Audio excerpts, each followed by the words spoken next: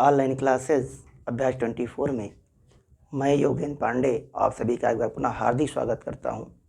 आज जिस विषय पर हमें चर्चा करनी है, जिस टॉपिक पर डिस्कस करना है, वो है जल संसाधन का टॉपिक नंबर 4। और उस टॉपिक का जो विषय वस्तु है वो है नर्मदा बचाओ आंदोलन, नर्मदा नदी। दूसरा है भूमिगत जल, नेक्स्ट वर्षा जल संग्रहण और वर्षा जल संचयन की विधियां क्या हैं, और ताज़े पानी का स्रोत। इन 4-5 टॉपिक जो आप यहाँ देख रहे हैं उसके विषय में हमें डिस्कस करना है।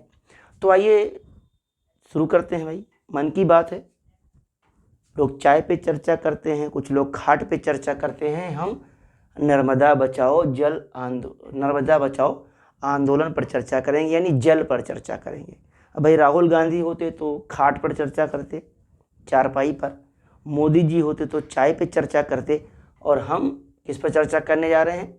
जल पर चर्चा करने जा रहे हैं, जल संसाधन पर डिस्कस करने जा रहे हैं। शुरू करते हैं। तो सबसे पहले समझें कि नर्मदा बचाओ आंदोलन है क्या। यह आंदोलन नर्मदा नदी पर सरदार सरोवर बांध निर्माण के विरोध में था। अब भाई बांध बनेगा तो इससे देश को फायदा होगा। देश को फायदा क्यों होगा? क्योंकि सिंचाई व्यवस्था सुदृढ़ होगी, बिजली व्यवस्था मजबूत होगी, मत्स्य व्यवस्था बढ़ेगी, लोगों को रोजगार मिलेगा। इसलिए ये जो बांध परियोजना है ये तो भाई देश के फायदे में है। तब फिर इसके विरुद्ध आंदोलन क्यों, आंदोलन का कारण क्यों, इसके विषय में भी हम डिस्कस करेंगे। तो यह आंदोलन गैर सरकारी संगठन यानी एनजीओ के माध्यम से संचालित किया जा रहा था।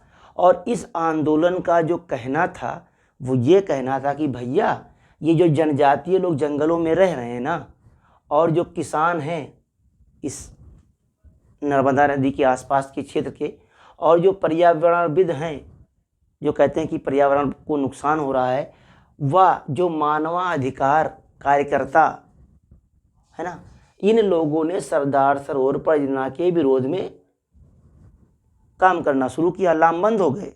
कहा कि ये जो बांध बन रहा है यह गलत है। गलत क्यों है? क्योंकि जब बांध बनेगा तो वहाँ से लोगों को क्या होगा, वहाँ से लोगों को हटाना पड़ेगा।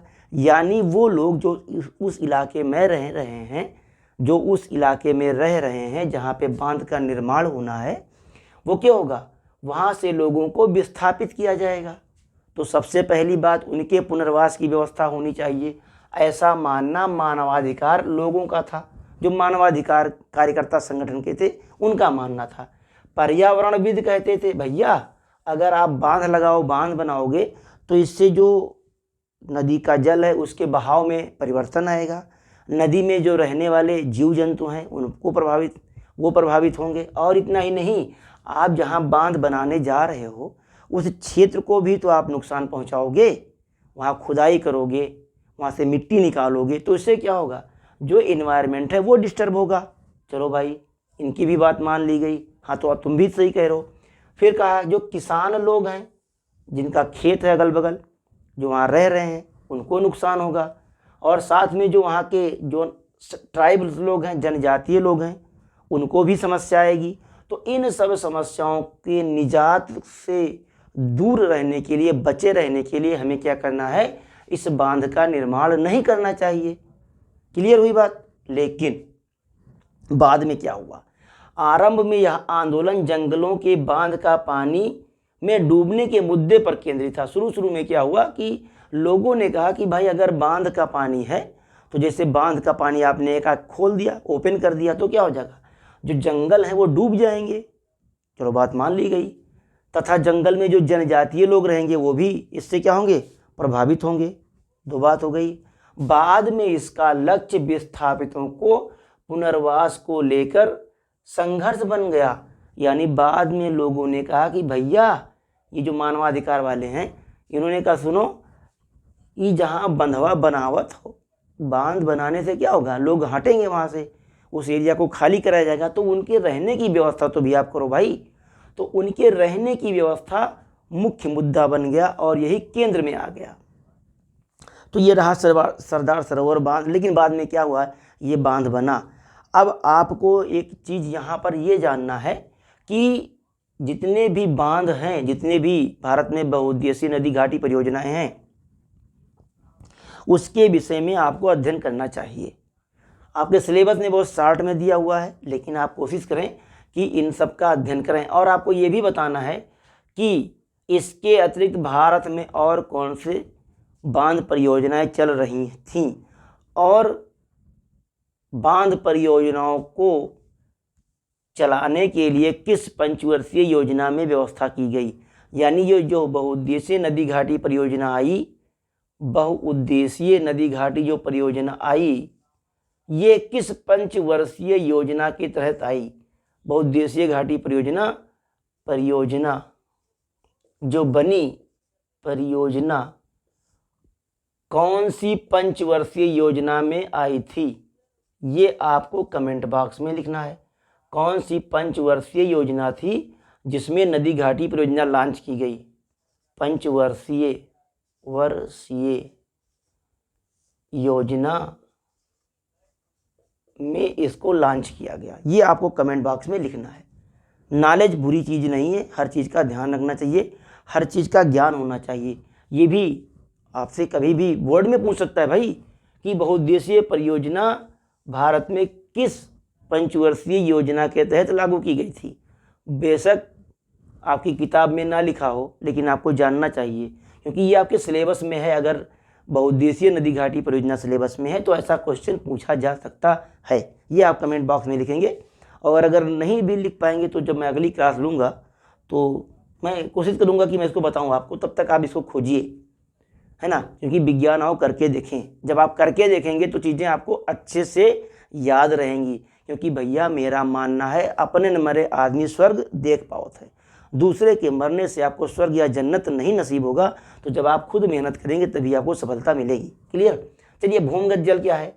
मृदा के नीचे बिछे हुए जो शैल आस्तरण छिद्र होते हैं, जमीन के नीचे जो छिद्र होते हैं, पत्थरों, बालू और पत्थरों के छिद्र, उनके अंदर जो परतें होती हैं, उन परतों में जो जल पाया जाता है उसी को हम भूमिगत जल कहते हैं या अधोभौमिक जल कहते हैं। इस तरीके से दूसरा है वर्षा जल संग्रहण। अब पानी बरसता है तो उसको इकट्ठा करो भाई। क्यों? अगर नहीं इकट्ठा करोगे तो समस्या आ जाएगी, क्योंकि अब तो सूखा लंबा लंबा पड़ता है। पहले हमारे टाइम में भैया एक एक दिन बरसात शुरू हो जाती थी, महीनों सूर्य के दर्शन नहीं होते थे। आज के 20 साल पहले की बात मैं बता रहा हूँ आपको। महीनों सूर्य के दर्शन नहीं होते थे, नदी, तालाब और पोखरा सब एक हो जाता था। लेकिन अब ऐसी व्यवस्था ही नहीं, ऐसी बारिश होती ही नहीं है। उसका कारण क्या है भैया? जंगलों का ना होना। ऐसी तकनीक जिसमें वर्षा जल को खाली स्थानों, घरों में, टैंकों में, बेकार पड़े कुओं में भरा जाता है तथा बाद में हम इसका क्या करते हैं? प्रयोग कर लेते हैं। इसे वर्षा जल संग्रहण, मतलब एक तरीके से ऐसा मान लो कि बरसात के पानी बरसा और वह हम कहूँ टैंक में इकट्ठा कर लिहन, ना हो तालाब खोद करके उसमें इकट्ठा कर लें, है ना। उसी को कहते हैं वर्षा जल संग्रहण। यानी खेत का पानी खेत में और घर का पानी टैंक में। पर्वतीय क्षेत्रों में, अब देखिए अलग अलग क्षेत्रों में इसको कैसे कलेक्ट करते हैं। पर्वतीय क्षेत्रों में गुल तथा कुल जैसी वाहिकाओं से नदी की धारा का रास्ता बदलकर खेतों को सिंचाई करना। यानी अगर नदी का जल है, बह रहा है, तो उसको बरहा के रूप में बना ले, खोद करके, गुल या कुल बोलते हैं उसको, बरहा के रूप में बना करके। अरे बरहा ऐसे होता है, जो गांव देहात से संबंध रखते होंगे वो जानते होंगे भाई। अब तो बरहा की जगह प्लास्टिक का पाइप आ गया। आदमी आने वाले समय में भूल जाएगा कि बरहा भी कुछ होता था, लेकिन ऐसा होता था। गुल या कुल इसको बोलते हैं। राजस्थान में पीने का जल एकत्रित करने के लिए छत वर्षा जल संग्रहण आम तकनीक है। यानी क्या करते हैं लोग राजस्थान में? छत पर वर्षा जल का संग्रहण करते हैं। कोई टैंक वैंक बना लेते होंगे छत पे, उसमें वर्षा का जल क्या करते हैं? एकत्रित कर लेते हैं। जनरल चीज़ है। अब इसकी विधियां कौन कौन सी हैं आइए देखते हैं। पहाड़ी क्षेत्रों में लोगों ने क्या किया? कृषि के लिए गुल और कुल जैसी वाहिकाएं बनाई, जैसे मैंने अभी ऊपर चर्चा की। गुल और कुल जैसी वाहिकाएं बनाई। लोगों ने पश्चिमी हिमालय में गुल और कुल जैसी वाहिकाएं बनाई। केवल एक ही जगह नहीं, केवल पूर्वी हिमालय में नहीं, मतलब हिमालय जितना भी हिमालय का क्षेत्र है पूरब से लेकर पश्चिम तक, सब में गुल और कुल जैसी वाहिकाओं का निर्माण किया गया। इससे क्या होगा? इससे हम खेतों की सिंचाई करेंगे। पश्चिम बंगाल में बाढ़ के दौरान, 2 बार लिख गया है, एक इरेज कर देते हैं। बाढ़ के दौरान बाढ़ जल वाहिकाओं का निर्माण किया जाता है, यानी जो बाढ़ की जल है वो वाहिकाओं के माध्यम से नदियों में, वाहिकाओं के माध्यम से टैंकों में हम एकत्रित कर लेते हैं। कहाँ पे? पश्चिम बंगाल में। बाढ़ के दौरान पानी बहुत ज़्यादा किनारे किनारे भरेगा तो का बरहा बना खींचे, कहाँ ले जाए दो? खेत में पहुँचा दो, टैंक में पहुँचा दो, कहीं भी पहुँचा दो। इस तरीके से राजस्थान के शुष्क और अर्ध शुष्क क्षेत्र में कृषि क्षेत्रों को बरसाती भंडारण संरचनाओं में परिवर्तित कर दिया जाता है। यानी ऐसे क्षेत्र जहाँ वर्षा कम होती है या ना के बराबर होती है, वहाँ पर इन बरसाती क्षेत्रों के पानी को हम एकत्रित कर लेते हैं और ऐसे क्षेत्रों में उसका उपयोग करते हैं जहाँ पर जल की व्यवस्था नहीं है। कौन कौन से क्षेत्र हैं? बीकानेर, फलौदी और बाड़मेर।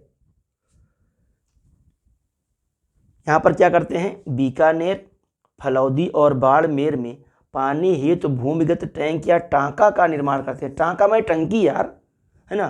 कहीं कहीं पर इसको टांका बोलते हैं, कहीं टंकी बोलते हैं, कहूँ टैंक बोल देते हैं। तो ऐसे जान लीजिए हमारे यहाँ तो इसको टैंक भी बोलते हैं, टंकी भी बोलते हैं, टांका बोलते हैं राजस्थान में। इतना ही नहीं, और देखिए, और अभी देखिए दुनिया बहुत आगे है। मेघालय में बांस की ड्रिप सिंचाई प्रणाली प्रयोग में लाते हैं। बांस ड्रिप सिंचाई क्या होती है? जैसे मान लीजिए कि ये यहाँ पर मशीन से पानी निकल रहा है, मोटर ये लगा हुआ है, इस मोटर से, एक मिनट, जैसे हम बोरिंग से पानी निकाल रहे हैं, ये कोई इंजन या इलेक्ट्रिक मोटर लगा हुआ है, तो इस इलेक्ट्रिक मोटर से एक पंखा लगा होता है, यहाँ से बोरिंग के माध्यम से पानी हम निकालते हैं और यहीं पर क्या करते हैं? पाइप लगा के इन पाइप के माध्यम से खेतों में पानी पहुँचा देते हैं और इसमें बहुत सारी छोटी छोटी पाइपें लगा देते। अरे भाई, जैसे वाटर सप्लाई का पाइप होता है ना, देखिए वाटर सप्लाई का पाइप आपने देखा, आपके गांव में भी लगा होगा कि हर घर के सामने छोटी छोटी टोटियां लग गई हैं। जब मन कहा है पानी खोल दो, पानी चला। हमारे घर में 2 साल हो गया, आज तक पानी नहीं आया, टोटी लगा है। तो ऐसे क्या होता है, यहाँ पर ड्रिप, यहाँ पर ऐसे इसके ऊपर एक घिर्री लगी होती है जिसमें पानी ऐसे निकलता, छिड़कता रहता है, पानी फव्वारे के रूप में पानी निकलता रहता है। इसको कहते हैं ड्रिप सिंचाई।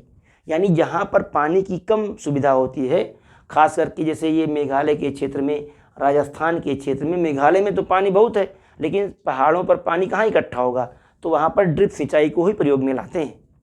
क्लियर हुई बात? यानी ड्रिप सिंचाई ऐसे क्षेत्रों में उपयोगी है जहाँ पर पानी की तो व्यवस्था ना हो, पानी की व्यवस्था ना हो और पानी को किसी तरीके से खेतों तक पहुँचाया जाता हो। अब भाई मेघालय में तो पानी बहुत बरसता है लेकिन सारा पानी बह के नदी में जाता है, तो उस पानी को एकत्रित करने के बाद ड्रिप के माध्यम से, भाई ड्रिप आपने देखा होगा ना, जैसे आदमी जब बीमार होता है तो उसको ड्रिप लगाते हैं, ऐसे नस में से ड्रिप लगा देते हैं कि बूंद बूंद करके खून या ग्लूकोज उसके बॉडी में इंजेक्ट होता है, वही ड्रिप विधि है। यानी पानी क्या होगा? बूंद बूंद करके चुएगा, टप टप पानी चुएगा, उसी को हम ड्रिप सिंचाई कहते हैं। कभी भी आप किसी डॉक्टर के यहाँ जाएँ, अगर बहुत सीरियस मरीज है तो सबसे पहले इसको इमरजेंसी में ग्लूकोज लगा देते हैं, बोतल टांग दिन खट से, क्योंकि डायरेक्ट वो तो कोई चीज़ ले नहीं सकता मुंह से, तो क्या किया, बोतल टांगा और सुई लगा दिया, उसी को ड्रिप बोलते हैं। और उसमें क्या होता है, ग्लूकोज या दवा या ब्लड बूंद बूंद करके जाता है, उसी को जो टप टप पानी चूता है, टपकता है, उसी को ड्रिप सिंचाई बोलते हैं। अब मेन बात यह आ गई कि ताज़े पानी के स्रोत कौन कौन से हैं यार। पानी तो हमने बहुत देखे हैं, लेकिन जो ताज़ा जल है उसके रिसोर्स क्या हैं? तो सबसे पहले तो यह जान लो कि ताज़ा पानी का होता है। लगभग सभी ताज़ा पानी के स्रोत हैं वर्षा का जल, यानी जो वर्षा का जल है वही ताज़े पानी का स्रोत है। इसके अतिरिक्त बर्फ़ और हिमनद भी ताज़े जल के स्रोत हैं, जो पहाड़ों पर जमे हुए हैं पहले से, बहुत दिन से जमा है, वो भी ताज़े पानी के स्रोत हैं। इसके अतिरिक्त ताज़े जल के स्रोत और कहाँ कहाँ से मिलते हैं? आप देखिए, पहला तो वर्षा से प्राप्त जल, जिसको मैंने देखा ही अभी यहाँ पर, सतही जल या सतही जल का मतलब जो जल इस पृथ्वी के नीचे है, जिसको हम भूमिगत जल कहते हैं, या जो पृथ्वी की नहीं, जिसको जो पृथ्वी के ऊपर है, सतह पर है, उसको हम कहते हैं सतही जल। जैसे नदियों का जल, झीलों का जल आदि जल, ये क्या है? ताजे पानी जल के स्रोत हैं। दूसरा क्या है? भूजल, यानी ऐसा जल जो भूजल है, भूमि में संग्रहित जल, इसी को भौम जल बोलते हैं, भूगर्भिक जल बोलते हैं। इन सब जलों को, ये सब जल क्या है भैया? ये सब ताजे जल के स्रोत हैं। भारत में ताजे जल की झील कहाँ पाई गई है? कहाँ पाई जाती है बताएंगे? भारत में ताजे जल की झील, भारत में ताजे पानी की झील कहाँ है भाई? ये आपको कमेंट बॉक्स में लिखना है कि भारत में ताजे पानी के जल की झील कहाँ पे है। तो ये छोटा सा टॉपिक जिस पर हमने चर्चा की, डिस्कस किया, आई थिंक आपको चीज़ें समझ में आई होंगी। नहीं समझ में आई होंगी तो एक बार कोशिश कीजिए, वीडियो देखिए, कई बार देखिए, क्योंकि करने से चीज़ें होती हैं। यदि आप करेंगे नहीं तो चीज़ें आपको क्लियर नहीं हो। कोई भी चीज़ हो, प्रैक्टिस मस्ट है। प्रैक्टिस 24 यानी अभ्यास 24 घंटे। अभ्यास क्या है? 24 घंटे करना है, हमेशा सोते जागते उठते बैठते, है ना। जैसे सबसे अच्छी चीज़ जो आपको लगती है उसी में आपका मन हमेशा लगा रहता है। जैसे अगर आपने रील्स देखना शुरू किया तो बैठे हैं, रील सरका रहे हैं, समय का पता ही नहीं चलता। क्यों? क्योंकि वो आपके माइंड को आराम पहुंचाता है। ऐसे अगर आपने अध्ययन में दिल लगाना शुरू कर दिया तो फिर पूछिए मत, जहां आपका इसमें दिल लग गया तो फिर चैन नहीं अंदर, चैन नहीं बाहर। कब तक? जब तक आपका चयन ना हो जाए बोर्ड में 90+ तब तक। यानी आप आज गांठ बांध लीजिए, मेहनत कीजिए कि मुझे 90+ लाना है बोर्ड में। तब ये कब होगा? जब आपके अंदर चैन नहीं रहेगा, जब आप बेचैन रहेंगे इसके लिए, तब। तो चैन नहीं अंदर और चैन नहीं बाहर। बाहर भी हर चीज़ खोजिए हमेशा कि कैसे, हाउ कैन गेन इट, कैसे इसको हम प्राप्त कर सकते हैं। तो चैन नहीं अंदर, चैन नहीं बाहर। कब तक? जब तक चैन ना हो जाए 90+ का। ओके, तो इस आशा और विश्वास के साथ कि आप चैनल को सब्सक्राइब जरूर करेंगे, है ना, शेयर भी करेंगे। Clear? Okay, thanks a lot of you. मेरे साथ बने रहने के लिए आप लोगों को बहुत बहुत धन्यवाद।